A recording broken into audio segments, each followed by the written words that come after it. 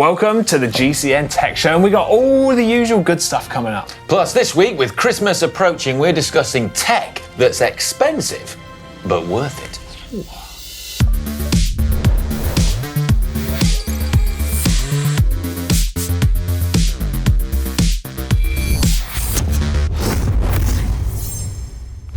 First up, we've got the results of last week's poll on tech flops. Yeah, so last week we asked about what you thought on all the different tech flops. So first up on our poll we had Mavic Zap, then we had hydraulic rim brakes, hydraulic shifting, and then road bike suspension. And claiming the biggest tech flop, according to the viewers, is road bike suspension with 32% of the vote. So that was fairly good spread. shift, yeah. Yeah. All flops, I think people are agreeing, but yeah. Road bike suspension. Yeah. People think it's a flop. Not Okay, so on to our main talking point this week, which is bike tech that's expensive but worth it. So a lot of bike tech and paraphernalia costs a lot of money. But what we're really interested in here is the stuff that offers the biggest bang for your buck. Yeah, so should I kick us off, should I? Go for it. Yeah, smart trainers, I think. Good one. It's a good one. These are in the region of around £600 up to around £1,000. And the good thing here is that, well, it's a bit of a pricey kit, but it gives you access to a power meter and also access to indoor training. And the good thing is, it's compatible with your existing bike. Yeah, I mean, it used to be the case that people would buy an indoor trainer, a non-smart one as they used to be, and they'd buy it with the best intention in the world of using it and training indoors, but they never would use it, and then they'd eventually just sort of sell it, much like a lot of home gym equipment. It kind of turns into like a washing line, doesn't it? It's a chore, yeah, because using them was such a horrific ordeal in your, trying to just, it's so boring. I've had loads of rubbish ones over the years. They make a right racket, the really old ones. Yeah, but then with the technology's come on that they actually feel realistic to ride. The apps are engaging and interesting, and things like Zwift and Wahoo system, and then people get really, really into it, and they just use it more than they think they would. That's the interesting point about saying people get into it, because something that we've seen is people that get their first smart trainer, they kind of get hooked on using power and having access to see how hard they're riding. And then when they head out on the road, they kind of miss that access of seeing their power numbers and stuff. So then it's kind of like a bit of a gateway into getting your... A gateway drug. A gateway drug, if you would, to getting a power meter out on your bike, because you get sort of reliant upon having that information, don't you? Yeah, a lot of the time now, smart trainers as well, you're not just getting an indoor trainer, you're getting a power meter as well. So extra bang for your buck. Next up, I am going to go with a top quality waterproof, something like a Gore Shake Dry type jacket, or the Castelli Idros feature the same sort of fabric that we use. And I know I go on about these a lot. Yeah. They are expensive, so you're sort of starting at around £100, euros or dollars if you can get a deal, but you can go up to about 300 for the real top end ones. Yeah. So they are expensive. But they are pretty good, aren't they? I think they're phenomenal. Yeah. And they're like the key example, or one of the great examples of buy cheap, buy twice, or maybe even more than that if you buy really cheap. And one of the downfalls of cheaper jackets is that they don't tend to really be breathable, much like wearing a bin bag. Yeah, with a zip on it. It's same fit as a bin bag as well. Yeah, and something else you find with low-end, cheap waterproof jackets is that while they may be waterproof the first couple of times you wear them, that water-repellent coating on them quickly wanes, and then they're no longer waterproof. Whereas higher quality fabrics like this, they just last, and it's waterproof indefinitely. The other thing is they're just far more breathable, like what you mentioned, which is just so key to comfort. Yeah, the breathability thing is one of the key things to keeping you cool and comfortable, isn't it? Well, and keeping you dry, especially in winter. When you're riding, quite a high intensity, you get really sweaty underneath. That sweat has nowhere to go. Yeah, you get cold when you stop. Yeah, and that's a big distinction between budget sort of clothing in general and more high quality clothing, is that breathability. There you go. Next up is fast tyres. Now, these are one of the best upgrades you can potentially make to your bike, especially in terms of the upgrade and cost per watt saved. Yeah, and of course, you can buy a new set of expensive tyres and slash them and ruin them on your first ride. it would be very unlucky. But it is possible. That has actually happened to me once. Yeah. And I think also that, combined with the fact that tyres are seen as a consumable part of your bike, means that 50 to 60 pounds, euros, or dollars can seem like quite a lot of money to spend on tyres. Yeah, but when you compare that to some of the other areas and components that you spend money on, it's not really that bad, is it? And when you consider that the difference between some of the cheapest tyres to the more expensive ones in terms of a watt saving, the difference can sometimes be like 20 watts, which is huge, isn't it? Yeah, it's ginormous for the pound saved. But the other thing is that tyres don't just make you faster. In a straight line with rolling resistance, you also get improved grip from better tyres, or you might get improved comfort if you go up in volume as well. People are going to guess what's coming next. Do you know what's coming next? You're going to talk about tubeless, aren't I you? would probably recommend getting tubeless tyres if you can, Yeah, it's a good upgrade if your wheels are compatible with tubeless tech. Although you don't have to do that, but, I think it's cool. I think the other thing that I like about tyres, as in this list, is that changing your tyres is something that you're going to benefit from on every single ride you do on your bike. Yeah, I like that. That's a good point. Always going to benefit you, regardless of what you're doing. GPS head units next. Now, if you haven't got one of these already, they tend to cost in the region of 200 to 400 pounds, euros, or dollars. And I kind of really rate them. They got loads of features, haven't they? Yeah, a lot of people don't. I mean, it's astonishing, but there are a lot of people out there who don't have a GPS head unit, even in this modern era. Use their phones instead. They're just so useful. So they're small, compact. They're able to give you all your stats as you ride. You can connect sensors to them to give you even more useful information. And they provide navigation as well. So you can put routes in and it'll tell you where to go if you're riding in a new area. Yeah. Incredibly useful. And will, of course, record all your rides. It's a bit like what I was saying with the tyres. A GPS head unit is something that's going to benefit you and be of use on every single ride you do, which I think makes it especially worthy of our bang for buck thing. I like that phrase, especially worthy. Yeah, it's just more compact and lasts longer and is more waterproof than a phone as well. So you just had that lying around in your pocket, did you? Yeah, I was recording my walk to work. Of course, makes sense. Yeah. Right, next up, I'm going bike stand. I like that, good one. Perfect for if you're doing maintenance on your bike, makes it a lot easier rather than wrestling around on the floor. So like you say, something that you're going to use fairly frequently and regularly, maybe not on every single ride. Also, helpful when you're cleaning your bike. Yeah. Just make sure you clamp it in the seat post. Lots of people say in the frame, but I'm not for clamping the frame, even if you do it carefully. It shouldn't be happening, and I won't stand for it, not at this level. Stand for it. I like that, yeah. I think a lot of people get scratches on their bike and damage their bikes. I've seen so many bikes fall over or just grate against a wall slightly and damage the paintwork because they're not using a stand when they're cleaning it or doing maintenance. Do you know what? It breaks my heart when I see a bike fall over. Yeah. Well, it's always drive side as well. Butter toast. How does that work? Always. You've always said that before. It's the laws of cycling.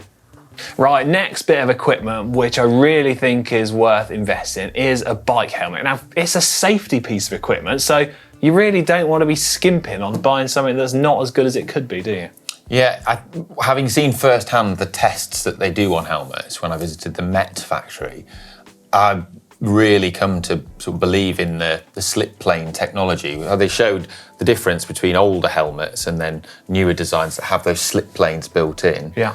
And it's the way in which they're able to dissipate the forces that can be genuinely pretty shocking, like what they do in the tests. It's so much more effective that I'm like, right, well, you only get one noggin. Yeah. You only get one brain. Well, your hair's not going to look that good forever unless you wear an effective helmet, is it? Yes. Good point. I've got nothing to worry about. Yeah. Right. Last up, I'm going to do one. I think this might be a little bit controversial. Go on. Yeah. But I'm standing behind it. Okay. Electronic group sets. Yeah. Right. Electronic shifting, it's a huge step up from mechanical. You've got quick, reliable, and consistent shifting. It's much less, maintenance involved to keep that consistent, reliable shifting than a cable-actuated group set where you can get cable stretch. Well, I guess you do need to remember to charge it up every now and again, though. Yeah. But if you're heading out and buying your first road bike or you're really new into the sport, then sure, maybe mechanical shifting is the way to go. But as you get into it and you're starting to ride more and more, then electronic shifting is certainly justified. Yeah, I absolutely agree. But we need to clarify exactly what we're talking about here, and it isn't the top tier electronic group sets. So, for example, Jura Ace Di2, the top tier group set, is roughly twice the price of Ultegra, the one before it, but it's not twice the performance, and so that I would say isn't in our bang for buck. What we're talking about here, the most bang for the buck, the sweet spot is you've got to say it's Ultegra, isn't it? Yeah, well, unless Shimano want to magic up 105 Di2 out of thin air, that would be incredible, wouldn't it? Boys can dream. Boy can dream. Famously, there have been people that have shunned electronic group sets, such as Fabian Cancellara, but absolute minority of people who've tried it. The overwhelming majority swear by electronic, and once they've tried it, that's it, they're never going back. And well, if you're unsure yourself, then I'd say, well, try it yourself. Yeah. And then get back to us and see what you think. Yeah, get back to us after that. So that's our list of upgrades that we think are worthy and really cost effective. But if you think you've got any suggestions of your own, well, let us know in the comments section down below. And also, we should have a poll on this, shouldn't we? So head over to the GCN app and you can vote on which worthy upgrade that we've just discussed you think is the best one, and we'll discuss that next week. Time now for Hot Tech, and we're going to begin this week with a follow-up from a story last week in which we spoke about how Dan Bigham has calculated that he only needs to find 7 watts in order to break the hour record. Yeah, we had a really kind chap called Doug Hungerford who commented underneath the video and gave Dan the following little bit of advice. Doug Hungerford wrote, instead of spending all the extra money and time with marginal gains, why can't Dan Brigham just pedal harder? Unsatisfied that we didn't get a response to that, he wrote another comment saying, why can't Dan Bingham just pedal faster? Well, I particularly like how he spelt his name wrong twice. We decided to... really got me, that. We decided to put this to Dan. Yeah. So here, just for Doug, is Dan Brigham's reply. Hey Doug, thank you for the super helpful piece of advice to just pedal 7 watts harder. Hadn't even considered that as an option, so next hour record, my strategy is sorted. You stop laughing at this, because I think Doug Hungerford is onto something. It's genius. Anyone that's ever come second or lost a race, not come first, just pedal faster. Just pedal harder. Well, you heard it here first with Doug. Thanks very much. Mo Farah, you didn't win that race. Just run faster. Well, I can say it'd be no good Mo Farah pedalling faster. There you go, run harder. Yeah. Okay, well, following on from that, in Hot Tech carrying on, we've got the fact that Ineos are now moving across from Castelli to their new clothing partner, Bioracer, for 2022, with some interesting innovation and development throughout their product range. Yeah, so the first thing is the kit's got a slightly new look. They've retained the colour palette of the Castelli kit, but it's now got this kind of Harlequin sort of diamond pattern on the sleeves, so a little bit different. Let us know what you think of it though. I think we don't need to have a hot or not on the new Bioracer kit. I guess if you vote not, that means that you sort of prefer the Castelli one maybe, so... Yeah, I guess so. Interesting. We've had some good sneak peeks at it, haven't we, on social media. Actually, following on from talking about that, I don't know if you watched the cyclocross at the weekend where we saw Tom Pidcock Super Prestige on GCN Plus. Fantastic, I love that. Brownie points for you. Anyway, I did watch it on GCN Plus as well. But you too can watch it on GCN Plus if you subscribe, either paying a monthly or a one-off yearly subscription. Yeah. Can I say my cool story now? Okay, go on then. Okay, so Tom Pidcock made his return to cyclocross for this winter, which was fantastic to see. But what really caught my eye, as well as thousands of other people, was that he's got his new Bioracer skin suit on in white national champs or British champion colourway, and the main body panel just didn't get muddy. The whole course was an absolute mud fest, mud war everywhere. Everyone else just turned into a pile of mud, and it was demagnetized mud. It was just repelling it. Yeah, it had some crazy hydrophobic coating on there, didn't it, or something? Yeah. It was more incredible is that he crashed loads of times. He was literally sliding across the mud, got back up, and it's still white. God, I like getting round to treating my bed sheets, keep them perfectly white. Do you soil your bed sheets? Nah, but white stuff goes grey, doesn't it?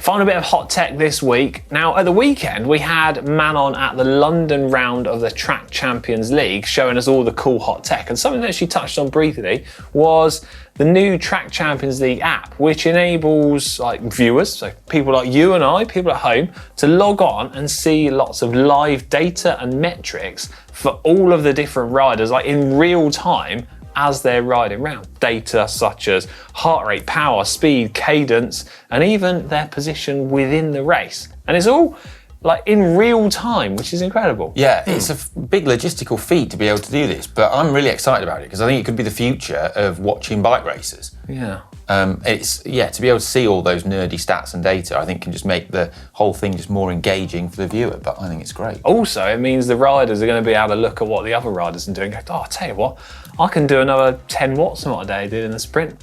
Maybe I could beat them. But I don't know about the actual hardware and logistics all around it, because I imagine it's quite a complicated thing to get right within the location of a velodrome. Yeah, all those different signals flying around. Yeah. It is, from what I understand, in my very limited understanding, very complicated. So complicated, in fact, they've drafted in Amazon Web Services to collate and process all of that data into a usable format, so Muppets like me can understand it. More hot tech next week. Yeah, but my sheets aren't really that dirty. Whatever.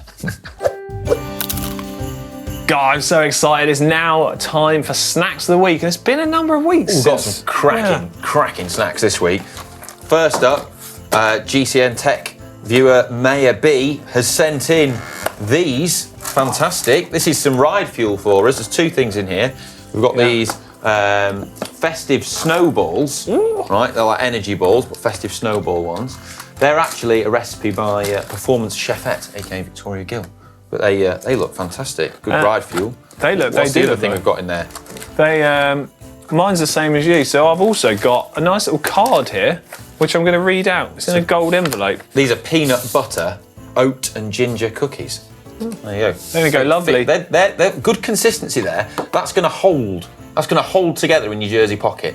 Yeah. Good ride snack. I better actually go out and do some cycling. Yeah. Right, lovely card as well. They say, Dear Alex, Ollie and GCN crew, even the crew behind the scenes. So hope you have a lovely and wonderful festive break. Thanks for all the amazing work you do, teaching us so much, and for doing all your crazy challenges and your good humour. Presumably, the good humour section is directed specifically to me. Oh, yeah. Yeah. Okay, well, thanks very much. And your bed sheets. Yeah. The snacks don't stop there, though. We have got more snacks. We do. The next snacks we had were a personal delivery today to GCN Megabase. Although I guess, in one sense, all snacks are personal deliveries because the person delivers them. This is incredible. We've got one each. We've got one each. I haven't opened this yet. Wow. Wowzers. It's a Christmas cake, a chocolate Christmas cake. Incredible. This looks so cool. Yeah. Wow. These are Christmas cakes. Right, let me see what we've got. These are from GCN Tech Mega Fan. Yes. Catherine Stethoscopes. Yeah. My card. Oh, this is a card specifically for me. It just says Alex. Lucky. It says, hope you have a very Merry Christmas and a fantastic 2022.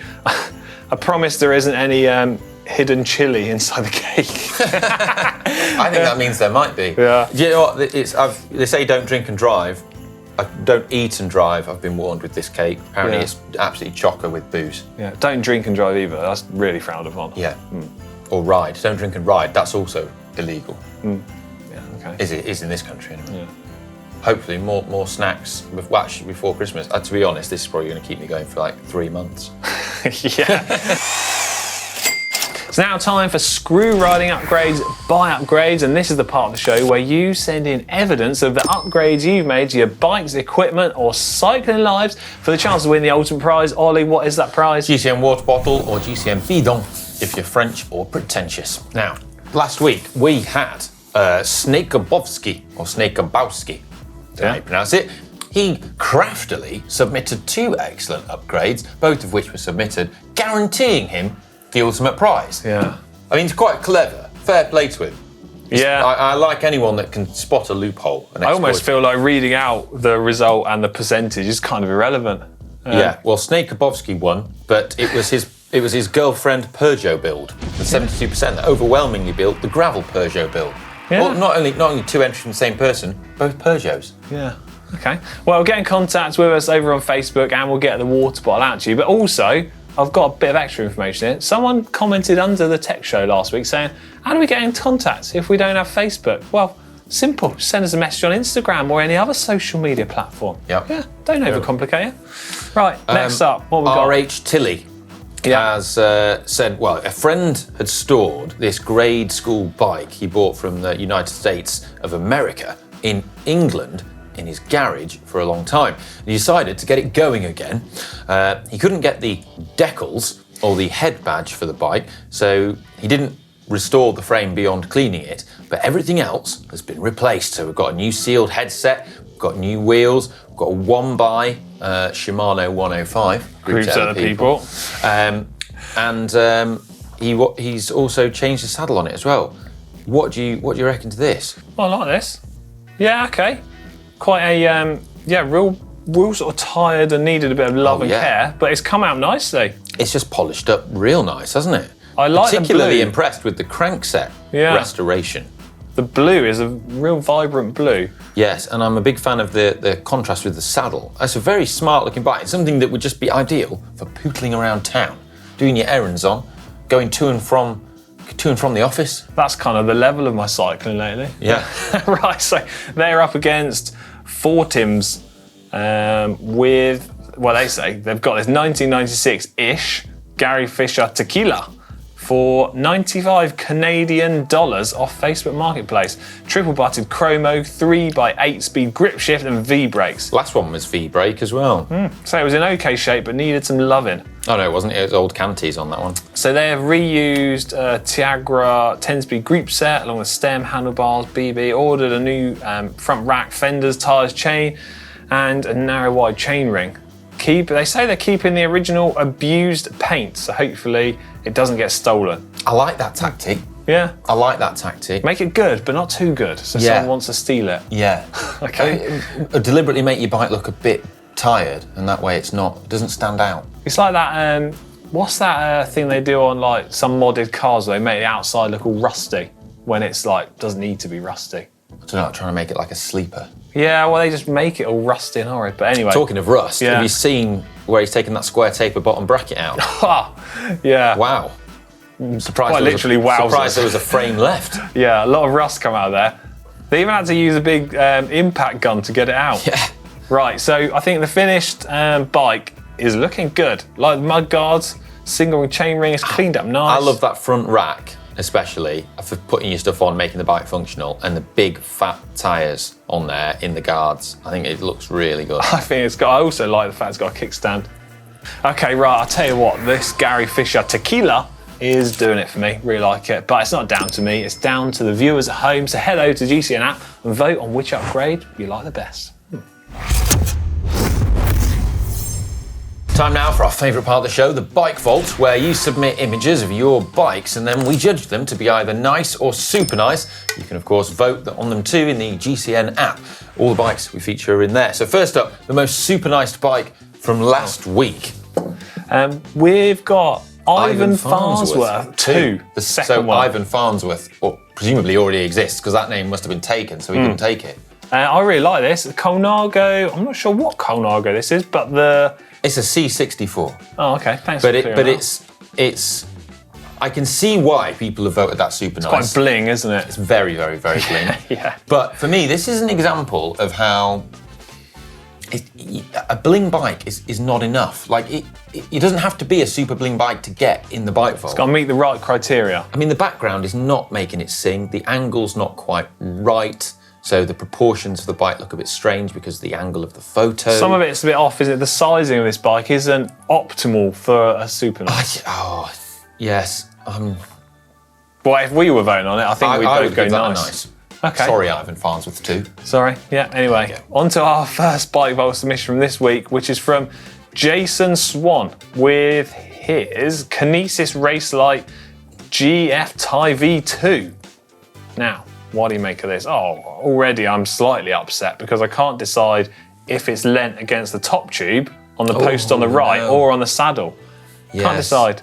Yes. Oh, the angle's not flattering. I think if it was slightly better presented, I would be going towards a super nice. I'm going nice. Yeah, it's nice, unfortunately. Sorry. I'm going nice. Next up, we've got Mike Wallace, 84. And he has this brand, A Brand X. It's a Brand X RD01. I've not seen one of these before. I'm not familiar with what that is. Gold chain though. Oh, yes, nice. It's a well presented bike. He's lined up the wheels and the tyre logos well. It's in Biggie Smalls. It's gold chain, clean drivetrain. A good angle. Snowy backdrop. I'm gonna go. I'm going super nice. I'm gonna go super nice. Yeah, super nice.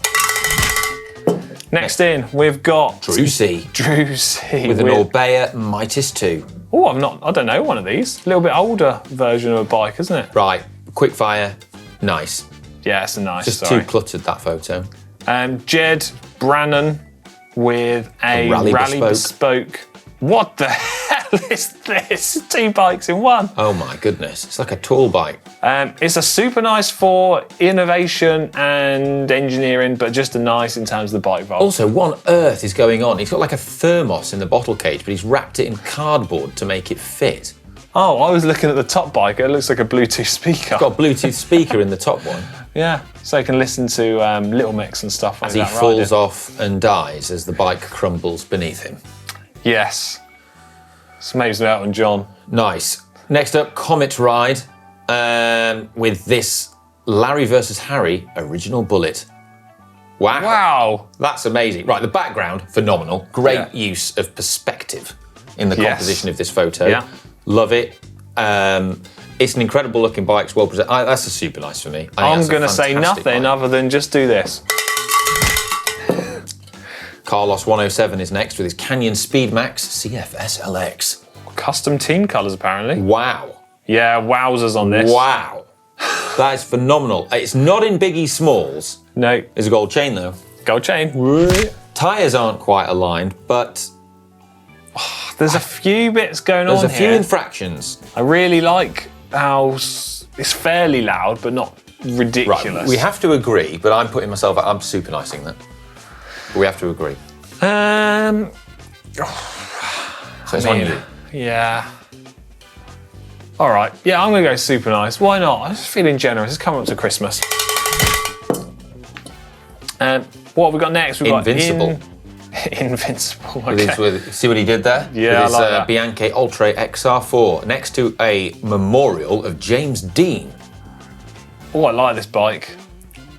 Yeah, I like it a lot.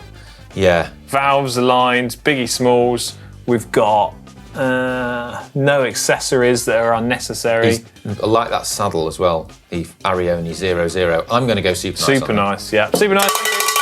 Well, that's the end of the Bike Vault, and unfortunately it's all we've got time for this week. But if you do enjoy our content and would like to support what we do, well, give the video a thumbs up and also subscribe if you haven't already. And, well, Christmas is approaching, but still time to get in some Christmas shopping if you haven't already. So if your loved ones are into cycling, well, we've got loads of goodies and the greatest t-shirts available to humanity in the shop.global cycling network. Should we go and do our own Christmas shopping now? Yeah, do you need new bed sheets? Yeah, I think I do.